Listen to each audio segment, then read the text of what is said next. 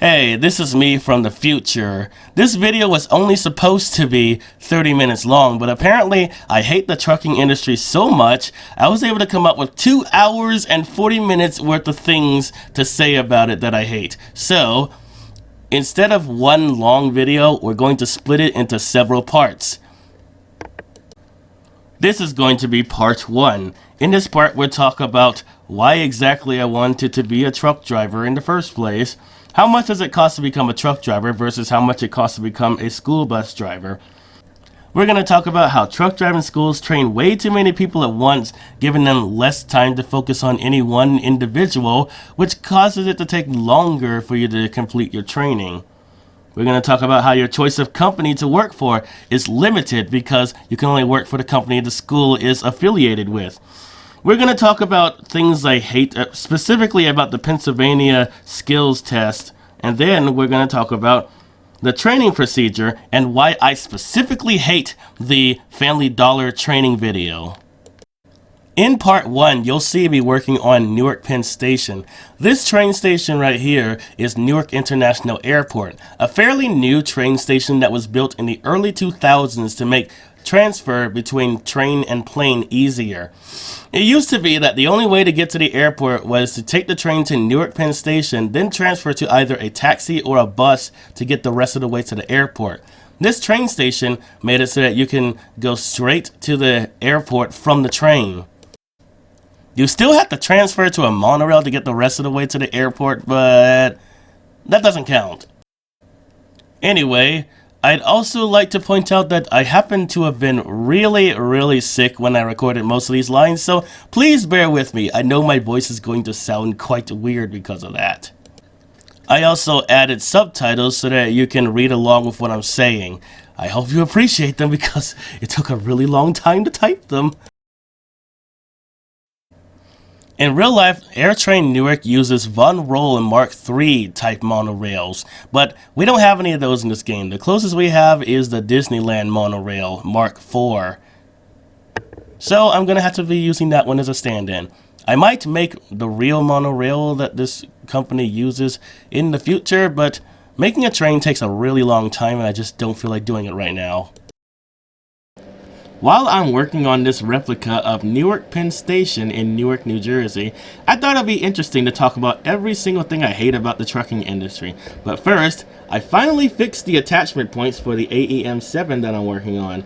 Earlier, the wheels were floating slightly over the track, but I fixed the attachment points so that now the wheels are sitting perfectly on the rails. For some reason, the bogie attachment point is the hardest one for me to get right, but I finally did. Before I can explain exactly why I hate trucking, first I must tell you why I wanted to drive trucks.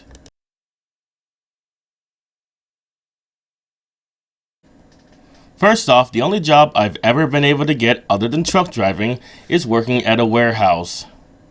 But the only way I could get into a warehouse where I live anyway is through a temp agency. However, most temp jobs I've had have only lasted for 3 months, Amazon seasonal positions for example, and in worst cases, I've even had temp jobs that only lasted for 1 day, Crayola for example, and you can't collect unemployment on temp jobs. And when you lose a temp job, the temp agency does not do anything to help you find another job.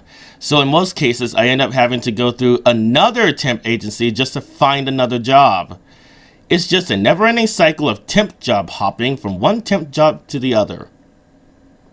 In most cases, these companies don't hire unless it's the Christmas season and they need extra help. The day after Christmas, they start firing people. My job usually only lasts halfway into January.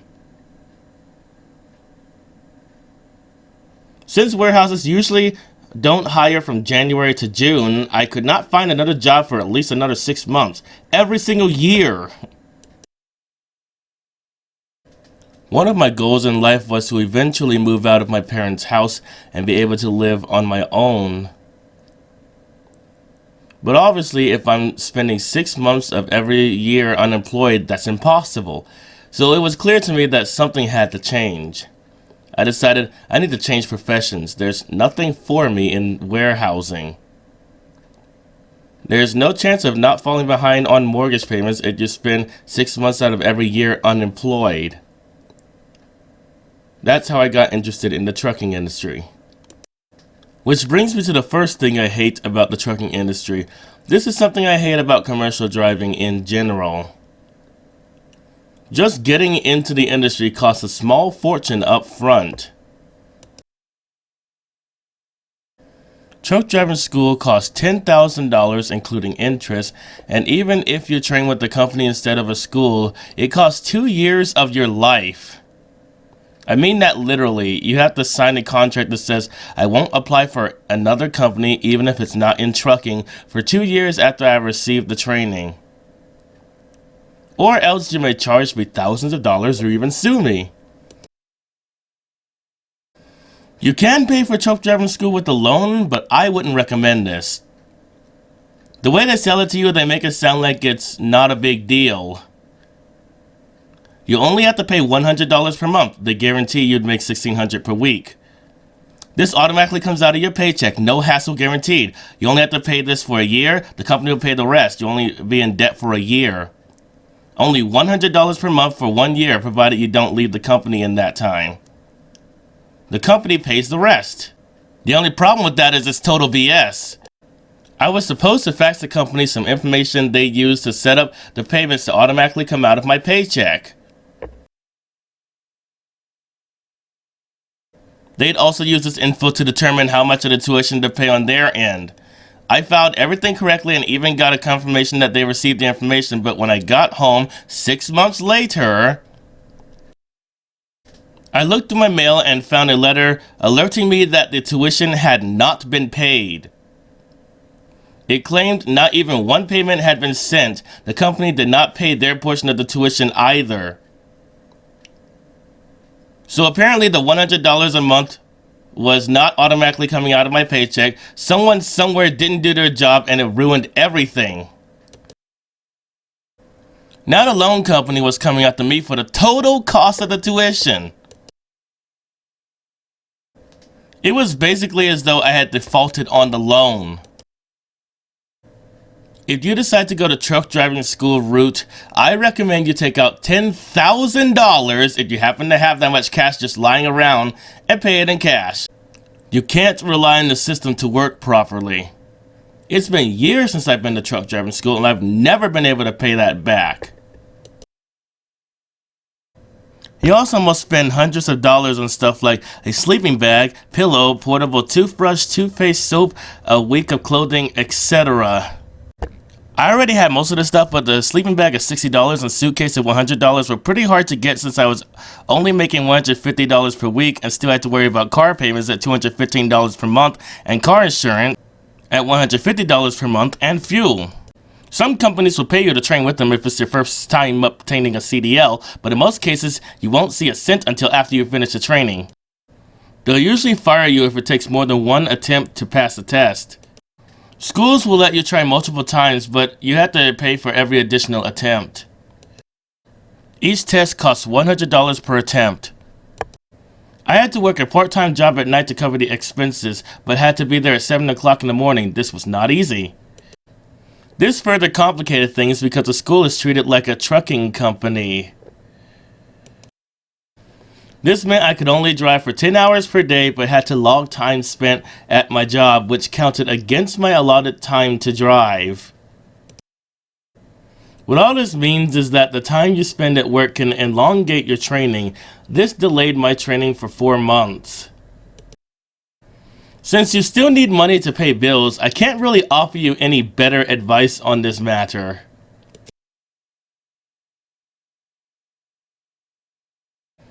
Some people got away with cheating by not entering all of the hours in their logbook, but I'm pretty sure that's illegal.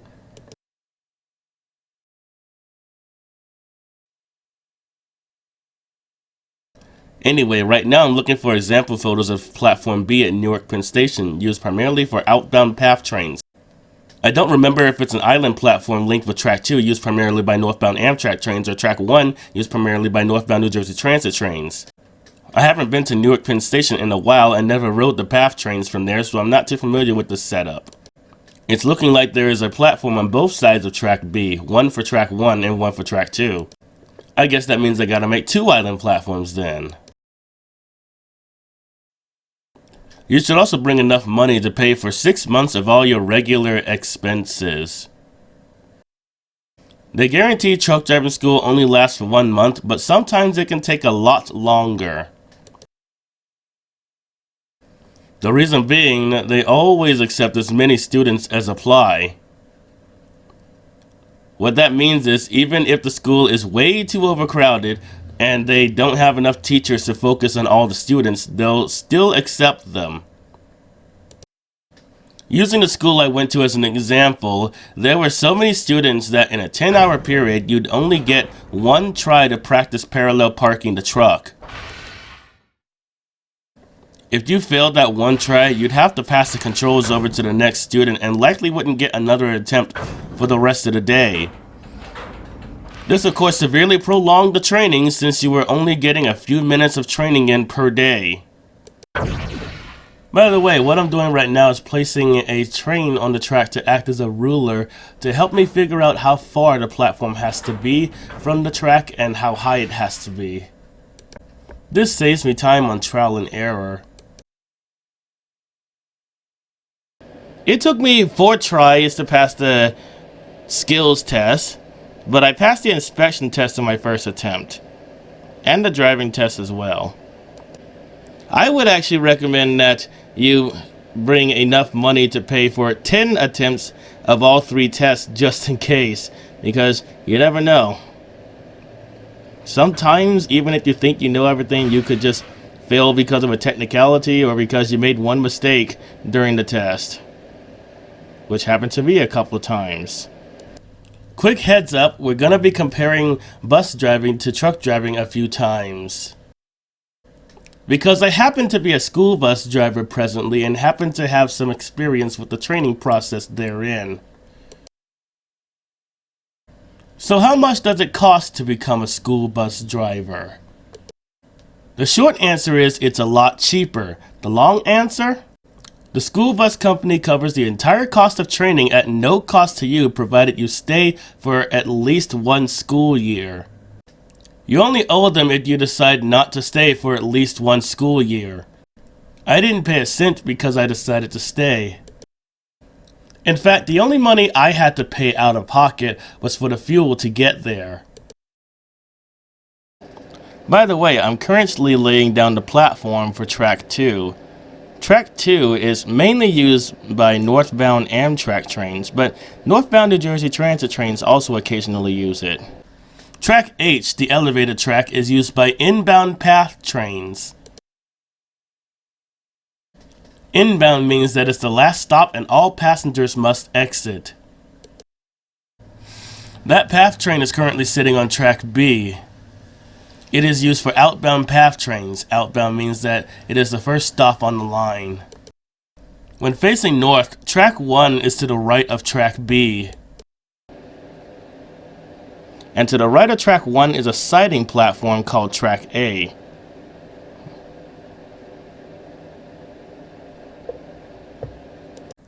When facing north from right to left, the tracks are A1, B, H2, 3 and 4, and 5.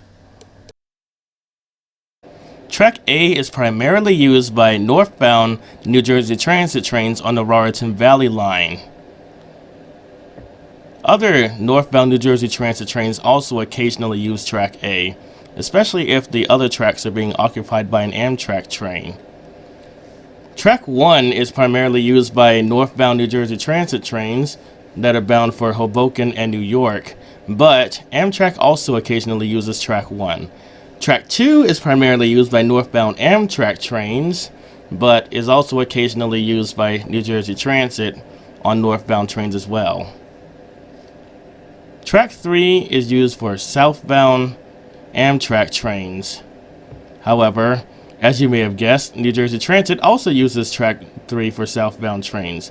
Track 4 is normally for southbound New Jersey Transit trains, is also occasionally used for southbound Raritan Valley Line trains bound for Raritan and High Bridge, and also occasionally for southbound Amtrak trains. And track 5 is only used for southbound Raritan Valley Line trains bound for Raritan Valley or High Bridge. Track B is used by outbound PATH trains to World Trade Center. Track B is only used for loading, and Track H is only used for unloading. Track H is used for inbound PATH trains bound for the storage yard south of the station. Now for the third thing I hate about the trucking industry. This is also related to truck driving schools. Now, I already talked about the limited training I got in truck driving school just because of how overcrowded it was and how little time they had to pay attention to any one individual student. And I also talked about how expensive truck driving school is and how difficult it is to pay it.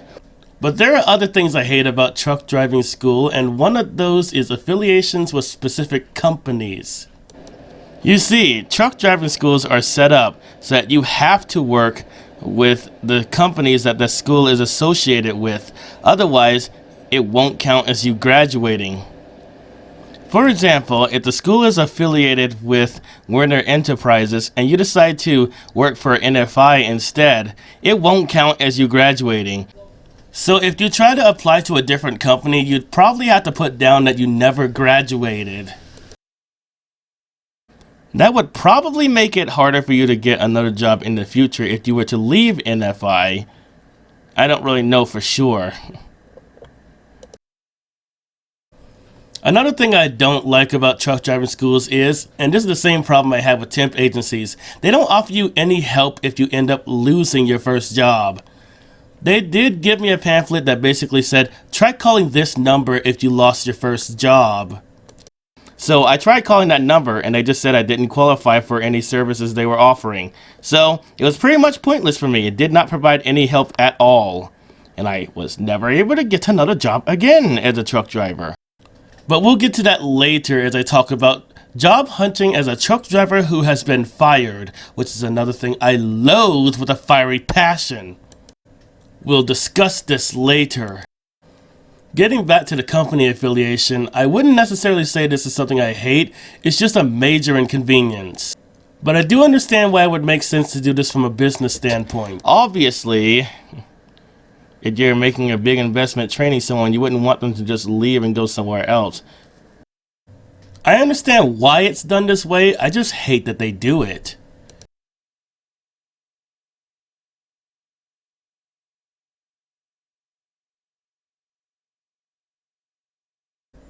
Now this is really only a complaint about Pennsylvania specifically. Why is it that in the CDL Skills Test, you ain't allowed to get out and look? When talking to other truck drivers that have learned to drive trucks in other states, they told me that they were given at least 3 attempts to get out and look. But in the Commonwealth of Pennsylvania, you ain't allowed to do that. Why the hell not? I have no idea. This doesn't make any logical sense at all, especially since in the trucking industry it's highly encouraged that you get out and look to make sure you ain't about to hit nothing. So why is it so discouraged in the Pennsylvania Skills Test? Speaking of which, a slight warning, don't ever parallel park on a city street. I did this once, and even though the truck and trailer both made it into the space without going over the curb, the corner of the trailer ended up hitting a tree branch and it knocked the tree down. So do not ever parallel park on a city street. That would have been important information that you would think the trainer would have told me, but apparently they didn't think it was important enough to tell me that. We'll talk about training, and I use that term lightly, in the trucking industry later because that's another complaint I have. So, one thing I really hate about training is training videos because they are fake. Let me explain to you what I mean. For clarification, something the trucking industry lacks by the way, I was driving on the Family Dollar contract. That meant that rather than Werner Enterprises trailers, I was hauling Family Dollar trailers. Basically, I'd take the truck to a Family Dollar facility, pick up a trailer, then take it to several stores to be unloaded. They gave me a training video to watch. It's available on YouTube. I'll provide a link in the description so you can watch it yourself. And you'll see exactly what I'm talking about. In the video, they tell you to use the product to support the rollers. In the video, they have you using boxes of Clorox, canned foods such as soups and soda, and boxes of laundry detergent.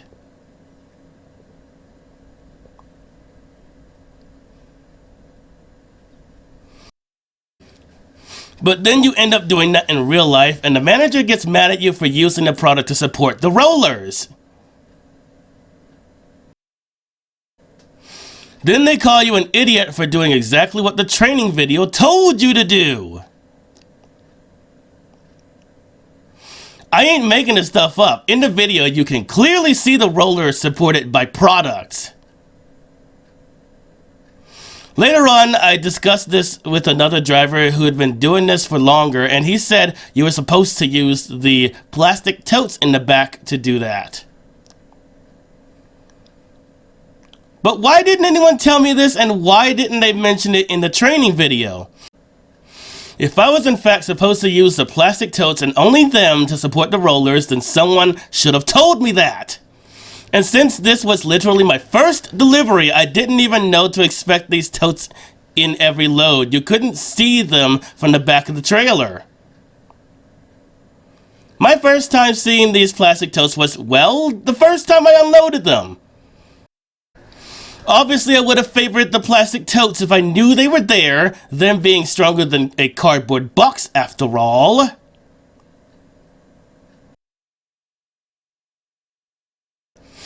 Any common sense person would use the strongest product available. In my case, it was canned soup. If only someone had told me not to use the product to support the rollers, else I'd be treated like an idiot by the managers. If only the training video could have told the truth.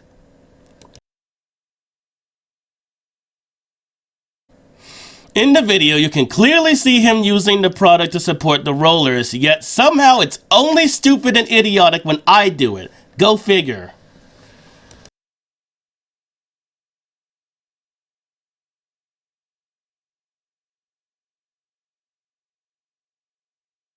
Now we're going to talk about what I hate about how training works in the trucking industry. As mentioned earlier, I use the word training lightly because there is no training in the trucking industry. Let me explain to you what I mean. Trainers are paid for the miles they drive and the miles that you drive. So there's really no incentive for them to take the time to teach you important things such as how to deal with angry customers that constantly treat you like an idiot, how to back the trailer up, or even how to report an accident. There is only an incentive for them to teach you how to drive down the highway. That way, they can take advantage of you and maximize the amount of miles they can get out of you. Every single trainer I've had was horribly, frustratingly impatient. If they saw me struggling with something, they'd just take over and not teach me how to get out of the difficult situation I've gotten myself in. There was no incentive to, after all. If it took me too long to figure something out, they'd just do it themselves, and I wouldn't learn anything.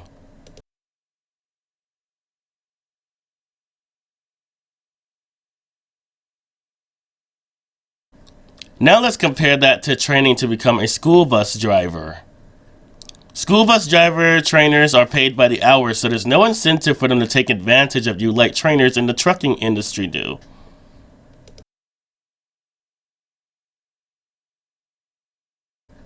My trainer actually watched over me to make sure I knew what I was doing.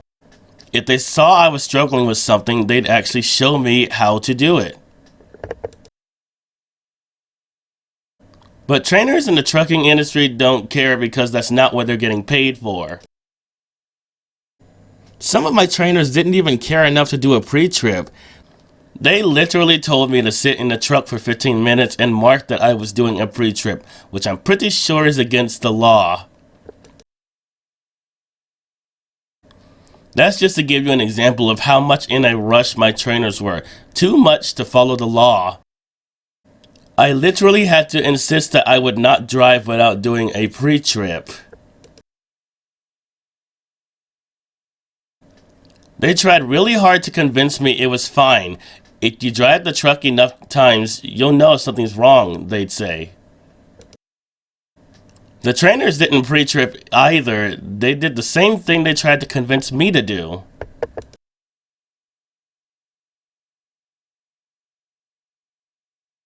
I have no idea how to get away with that. Also, none of my trainers in the trucking industry ever did the air brakes test. I was told in truck driving school that every time you do a pre-trip, you must check the air brakes, so I asked them about this.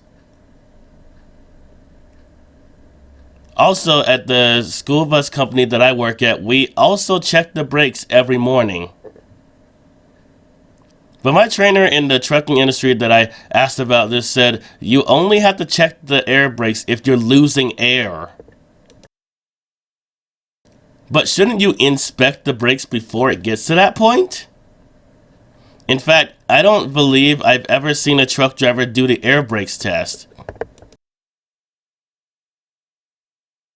which I find disturbing. My trainers never taught me how to deal with angry customers. They never taught me how to de-escalate the situation. They do it to save time. Every single customer I've ever had to deal with was an angry customer, by the way. And I never knew what to do because no one ever told me anything. Time for another example. We were at a warehouse in California. The customer asked me something, but I didn't catch it because she was speaking way too fast and not pronouncing any of the consonants. I said, I'm sorry, I didn't catch that. Could you please repeat yourself? Then she got furious and yelled the words, I'm sick and I don't want to have to repeat myself. Well, shoot, I was sick when I recorded most of these lines, as you can probably tell, and had to do multiple takes if I didn't say a word right. What's your excuse? I never understand these kinds of people. You can't repeat yourself because it's too hard, but you can yell just fine? Seriously, get bent. What in the world was wrong with that woman? If you don't want to repeat yourself, say the words right the first time. In the time it took her to yell at me, she could have just enunciated better for way less effort. When the trainer overheard, he jumped out, told me to wait in the truck, and just took over.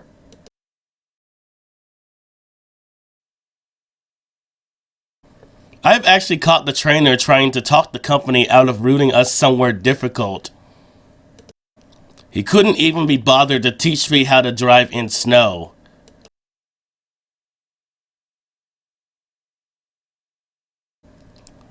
I kinda need to learn how to drive in this stuff, preferably before I finish training. I actually caught him sending a message that read something like, I don't think we should go there. It's snowing there right now. He pled hard with them not to route us there. I got concerned at that point. I thought, I am going to learn how to drive in that stuff eventually, right? I live in Pennsylvania where it snows a lot. Eventually, I won't be able to avoid driving in snow. I got suspicious at that point because we'd been driving in the South all winter. Was he avoiding the North all this time for that reason? By the way, owner-operators, who are people that own the trucks that they drive, they're the worst types of trainers. They rush you 10 times as much as ordinary trainers. One owner-operated trainer wouldn't even teach me how to downshift.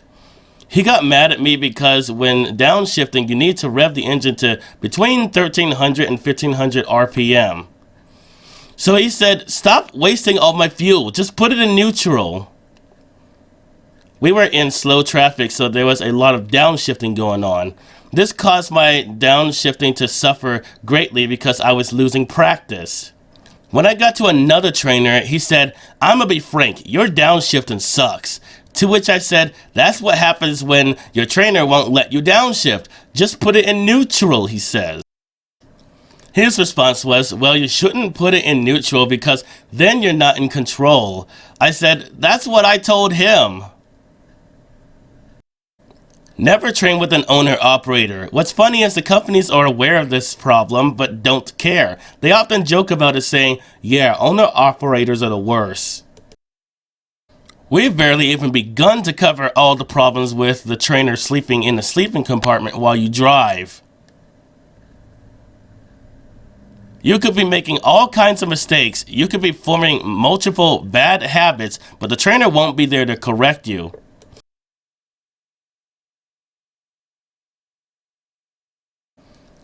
Let's use Interstate 78 in the Lehigh Valley as an example.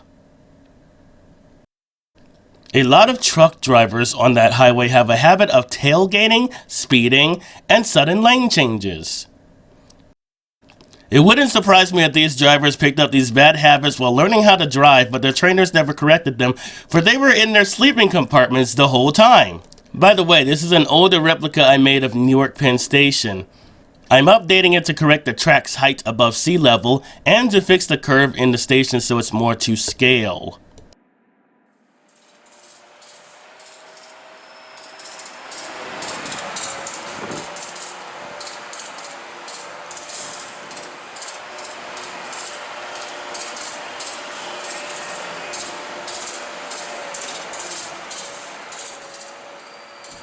As you can hear, I made a custom engine sound for the AEM-7. The engine sound will be properly tested when this route is complete. I'm building it to Linden for now.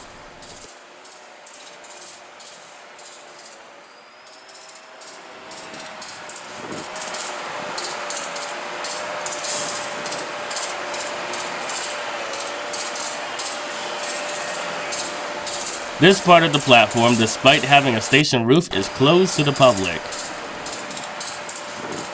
Trains never stop on this portion of the platform. There's even a fence to prevent passengers from accessing this area. Getting back to the subject, I remember finding the training I was receiving to be very suspicious. In every other job I've had, the trainer watches over me while I work. If I make a mistake, they correct me and explain what I did wrong. But these trainers were in the sleeping compartment the whole time and not making sure I wasn't messing up.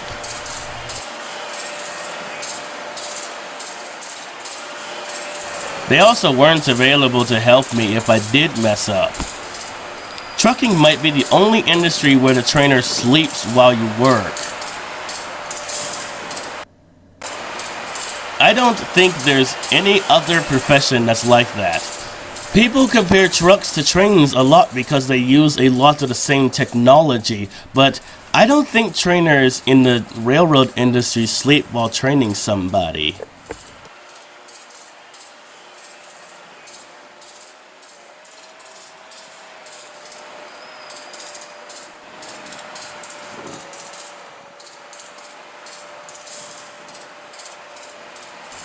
Could you imagine if, when learning to fly an airplane like a Boeing 747, the trainer said, I'm heading to the first class compartment to take a nap, and not teach you how to fly the plane? I bet there'd be a lot more plane crashes if it worked that way. I'm surprised trucks aren't crashing all the time despite the lack of training the drivers get. Then again, it happens pretty often on I-78 and US 22.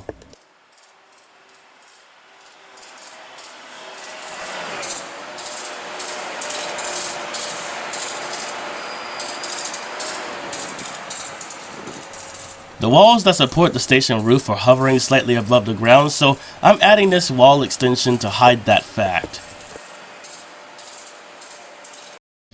Thanks for watching part 1 of this series of everything I hate about the trucking industry. In part 2, depending on how long it takes to cover these topics, we will be covering how mistakes aren't forgiven, how you're treated like an idiot for asking for help, not knowing where to go, or just not knowing things in general. How when I was at a truck stop in New Jersey, someone stole something off the back of my truck. We're also going to discuss everything I hate about fleet managers. Then we're going to talk about how the company just treats you as a number. We're going to talk about false accusations, being threatened by people, lies I was told when I entered the trucking industry.